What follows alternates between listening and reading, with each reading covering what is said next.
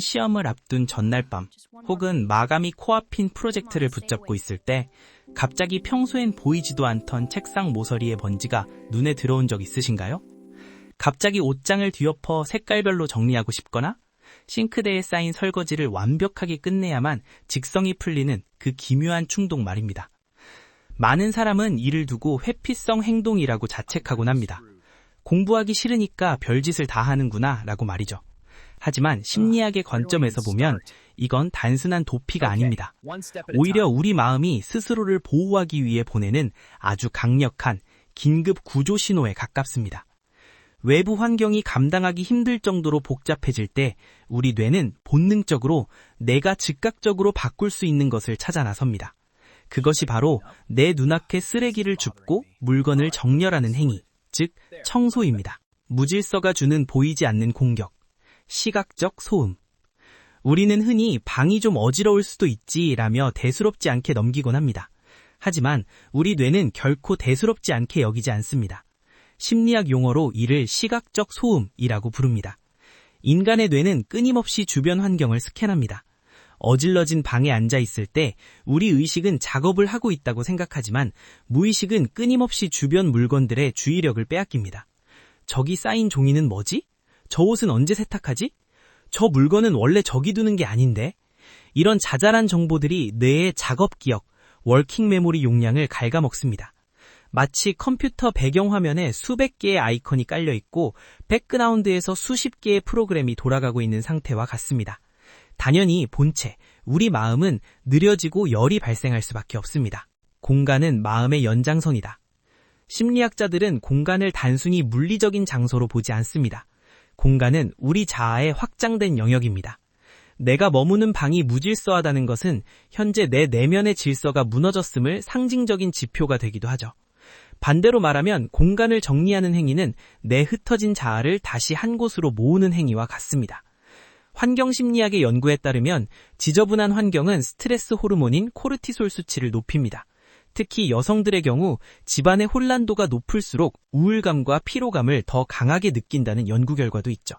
즉, 청소는 단순히 보기 좋게 만드는 미적 행위가 아니라 내 몸속의 호르몬 수치를 조절하고 정신적 에너지를 확보하는 심리적 방어 기제인 셈입니다. 무력감이라는 늪에서 빠져나오는 법. 우리가 스트레스를 받는 가장 큰 원인 중 하나는 상황을 내 마음대로 조절할 수 없다는 무력감에서 옵니다. 직장 상사의 갑작스러운 질타, 요동치는 주식시장, 내 마음 같지 않은 인간관계. 이런 외부 요인들은 우리가 아무리 애써도 100% 통제할 수 없습니다. 이런 통제불능의 상태가 지속되면 우리 뇌는 학습된 무기력 상태에 빠지게 됩니다. 내가 뭘 해도 바뀌는 게 없네 라는 좌절감이 영혼을 잠식하는 것이죠. 이때 청소는 아주 강력한 심리적 해독제가 됩니다. 방 안의 물건들은 세상과 달리 내 명령에 절대적으로 복종하기 때문입니다. 어질러진 책상은 내가 옮기기로 마음먹은 위치로 정확히 이동하고 더러운 얼룩은 내가 문지르는 만큼 사라집니다.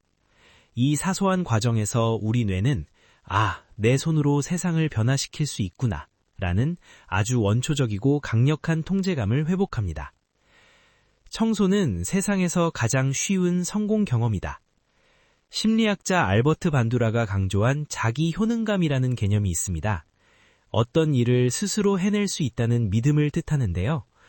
이 효능감은 거창한 성공에서만 오는 게 아닙니다. 오히려 아주 작은 성취들이 겹겹이 쌓일 때 더 단단해집니다.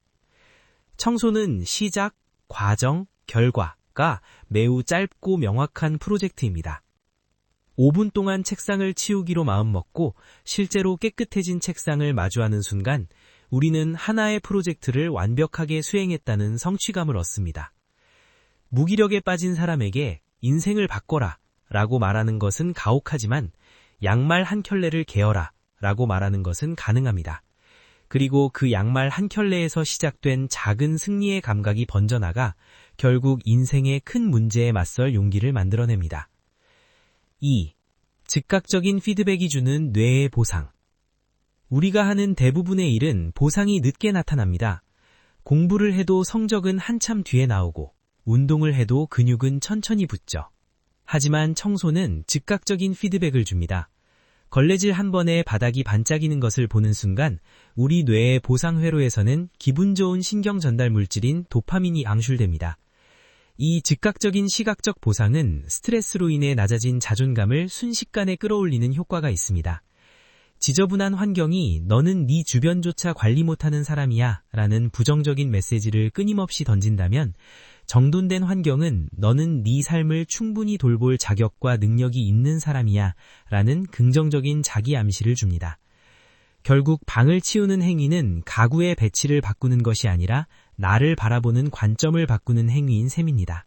우리가 스트레스를 받을 때 분비되는 호르몬인 코르티솔이라는 호르몬은 생존을 위해 필수적이지만 과도할 경우 불안과 우울감을 유발합니다. 흥미로운 점은 우리가 머무는 공간의 상태가 이 호르몬 수치에 직접적인 영향을 미친다는 것입니다. 미국 UCLA의 일상과 가족에 관한 센터 연구에 따르면 집안에 물건이 너무 많아 어수선하다고 느끼는 여성들은 그렇지 않은 이들에 비해 코르티솔 수치가 훨씬 높게 나타났습니다. 뇌는 무질서를 해결되지 않은 위협으로 인식하기 때문입니다. 청소를 통해 주변을 정돈하는 것은 단순히 물건을 치우는 행위를 넘어 우리 몸의 스트레스 엔진을 강제로 끄는 화학적 스위치 역할을 합니다. 몰입과 움직이는 명상. 명상이라고 하면 흔히 가만히 앉아 눈을 감는 모습을 떠올립니다.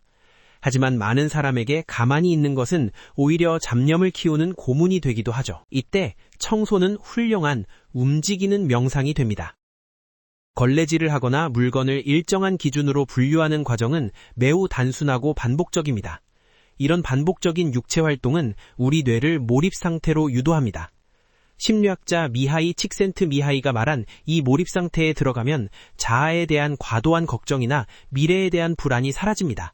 오직 손끝의 감각과 먼지가 사라지는 시각적 변화에만 집중하게 되죠. 이때 뇌의 디폴트 모드 네트워크, 즉 멍하니 있을 때 온갖 잡생격을 만들어내는 회로가 잠잠해지며 진정한 의미의 정신적 휴식이 시작됩니다. 인지적 부하의 감소, 뇌의 REM을 확보하라. 앞서 언급한 시각적 소음은 우리 뇌의 인지적 부하를 급격히 높입니다. 우리 뇌는 시야에 들어오는 모든 정보를 무의식적으로 분석합니다. 저기 있는 고지서는 내일까지 내야 해.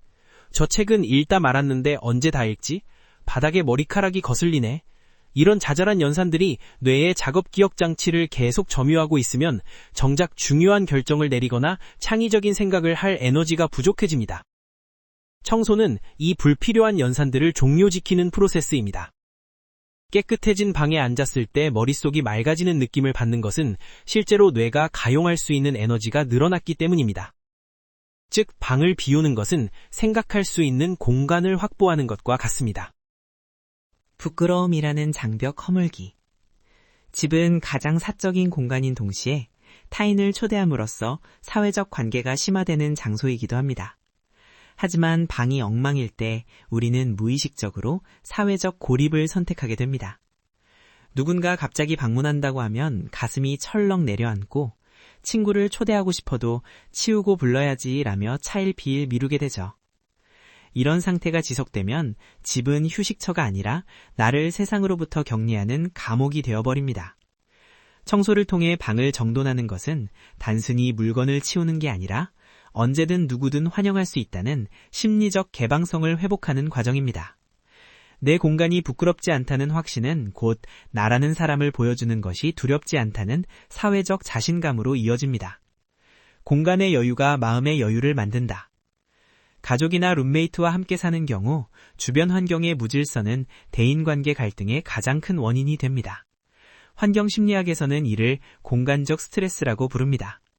좁고 어질러진 공간에서 생활하면 사람들은 예민해지고 공격성이 높아집니다. 물리적 공간이 좁아지면 심리적 경계도 침범받기 쉬워지기 때문입니다. 반대로 공용 공간이 깨끗하게 유지되면 서로에 대한 존중과 배려의 에너지가 흐르게 됩니다. 청소는 함께 사는 사람들에게 보내는 가장 조용한 하지만 가장 강력한 사랑과 존중의 언어입니다. 버리기는 관계의 경계를 세우는 연습. 청소의 핵심은 버리는 것에 있습니다. 심리학적으로 물건을 쌓아두는 행위는 거절에 대한 두려움이나 과거에 대한 집착과 연결될 때가 많습니다. 필요 없는 물건을 과감히 버리는 과정은 나에게 진정으로 소중한 것이 무엇인지 식별하는 훈련입니다. 이 훈련은 인간관계에도 그대로 적용됩니다. 내 공간에서 불필요한 물건을 쏟아내듯 내 인생에서 에너지만 뺏어가는 독성 관계나 불필요한 사회적 가면을 정리할 용기가 생기기 때문이죠. 물건에 대한 경계를 확실히 세우는 사람은 타인과의 관계에서도 건강한 경계를 설정할 줄 알게 됩니다. 나를 힘들게 하는 것들을 내보내고 그 빈자리에 새로운 에너지를 채우는 법을 청소를 통해 연습하는 셈입니다. 첫인상의 심리학, 공간이 나를 대변한다. 우리는 타인을 판단할 때 그가 머무는 공간을 봅니다. 정돈된 환경은 그 사람의 성실함뿐만 아니라 스스로를 돌볼 줄 아는 자기 존중감을 보여줍니다. 면접이나 중요한 미팅 전날 방을 치우는 행위는 타인에게 좋은 인상을 주기 위한 준비이기도 하지만 나 스스로에게 나는 대접받을 자격이 있는 사람이야 라는 메시지를 주는 의식이기도 합니다. 공간이 정돈될 때 우리의 태도와 말투에도 보이지 않는 품격과 여유가 묻어나게 됩니다. 완벽주의라는 함정. 모 아니면 도를 버려라. 많은 사람이 청소를 시작하지 못하는 이유는 의외로 완벽주의 때문입니다. 한 번 시작하면 온 집안을 다 뒤집어서 완벽하게 끝내야 해 라는 압박감이 오히려 뇌를 얼어붙게 만듭니다. 심리학에서는 이를 전부 아니면 전무 사고라고 부릅니다. 하지만 마음의 정리를 위한 청소는 모델 하우스를 만드는 과정이 아닙니다. 완벽하지 않아도 괜찮습니다. 오늘 당장 옷장 전체를 정리하지 못하더라도 바닥에 굴러다니는 양말 한 켤레를 빨래통에 넣는 것만으로도 우리 뇌는 충분한 통제감의 신호를 받습니다. 중요한 것은 완벽한 결과가 아니라 내가 환경을 개선했다는 감각 그 자체입니다. 습관이 되는 심리학, 2분의 법칙과 앵커링. 청소를 스트레스 해소의 도구로 유지하기 위해서는 아주 낮은 진입장벽이 필요합니다. 2분의 법칙. 2분 안에 끝낼 수 있는 일은 미루지 않고 즉시 합니다. 컵을 싱크대에 갖다 놓기, 우편물 정리하기 같은 사소한 행동들이 모여 뇌의 인지적 부하를 획기적으로 줄여줍니다. 심리적 앵커링, 청소를 특정 시간이나 행동에 결합하세요. 예를 들어 커피가 내려가는 동안만 식탁 위를 치운다는 식입니다.